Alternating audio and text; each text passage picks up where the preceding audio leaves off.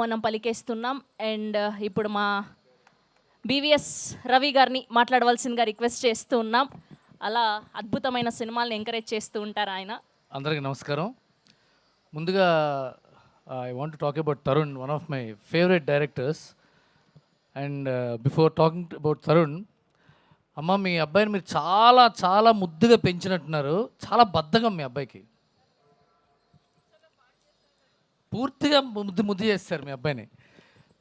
Tarun first film పెళ్లి చూపుల కంటే ముందు సైనమా అనే ఒక సినిమా తీశాడు, చిన్న షార్ట్ ఫిలిం. అప్పటి నుంచి నాకు I follow him and I regard him as one of the directors who brought quite a revolution in Telugu cinema.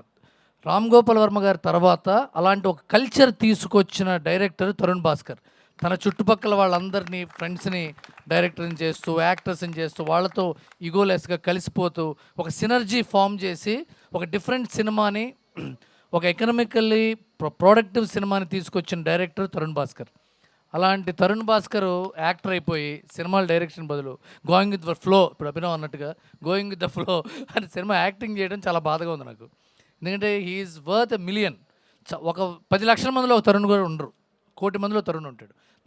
That kind of a talent he is. And after that అతను చేసిన సినిమాలన్నింటిలో, యాక్టింగ్లో అన్నీ మంచి. అతను ఇప్పటిదాకా తరుణ్ సరిగ్గా యాక్ట్ చేయలేదు అన్న సినిమా లేదు. He brings that freshness, he brings that light heartedness, even how much depth of character has. అది చాలా కష్టం ఒక యాక్టర్గా. అలాంటి ఒక యాక్టరు, అలాంటి ఒక కల్చర్ ఉన్న యాక్టరు, డైరెక్టరు పక్కన పెడితే ఇప్పుడు ఈషాకున్న ప్రాబ్లం ఏంటంటే అమ్మాయి చాలా మంచి యాక్టర్. సీరియస్లీ.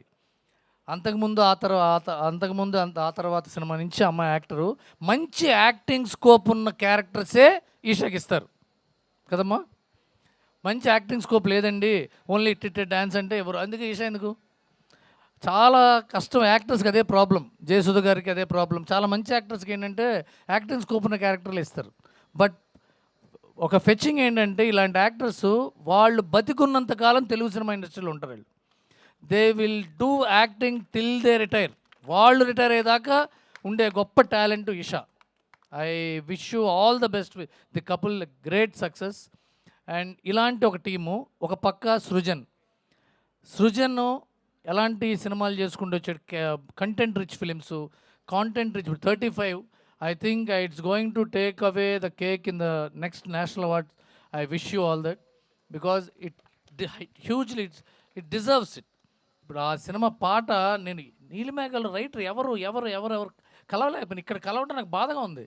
ఎందుకంటే ఇప్పుడు మీరు ఏంటి పాట రాసినందుకు నన్ను ఎవరో పిలవలేరు అన్నారు కదా. There is huge communication gap.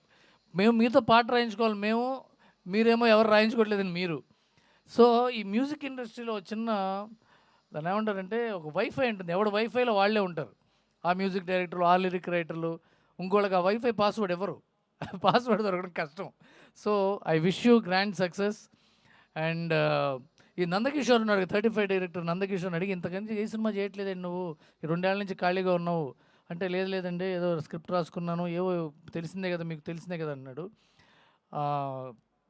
నువ్వు డైరెక్ట్ చేయకపోతే నీ తప్పే. That kind of a talent you are. And అరే సజీవ్, యార్ సజీవ్. అండ్ చూడ మళ్ళీ అదే తరుణ్ భాస్కర్ కల్చర్లోంచి ఒక సినిమా డైరెక్టరు తన ఫస్ట్ ఏడీతో డైరెక్ట్ చేస్తుంటే తనకి డైలాగులు రాసి ఒక క్యారెక్టర్ కూడా చేయటం. That kind of energy, very healthy synergy, ఒక గ్రూప్గా ఫామ్ అయ్యి పైకి రావటం, మంచి సినిమాలు చేయటం, అలాంటి వాతావరణం తీసుకురావటం. It is a very very healthy atmosphere. ఇంత హెల్దీ అట్మాస్ఫియర్ ఉన్న సినిమా డెఫినెట్గా పెద్ద సక్సెస్ అవుతుంది. Jai Krish, your songs are amazing. I think I'm going to wish every one a grand success and welcome Vivek, Anoop to Telugu industry. Great people into Telugu cinema. ఇంతకాలం హీరోయిన్లు first 2 సినిమాలు 2 మాటలు తెలుగులో మాట్లాడటం విన్నాం. ఇప్పుడు బాంబే నుంచి ఒక ప్రొడ్యూసర్ తెలుగులో మాట్లాడటం చాలా ఆనందంగా ఉంది. All the best to the entire team of this film. Om Shanti Shanti Shanti. Thank you. Thank you Ravi గారు, thank you so much. Yes, ఇప్పుడు మా captain of the ship, the main pillar AR Sajeev గారిని మాట్లాడవలసింది.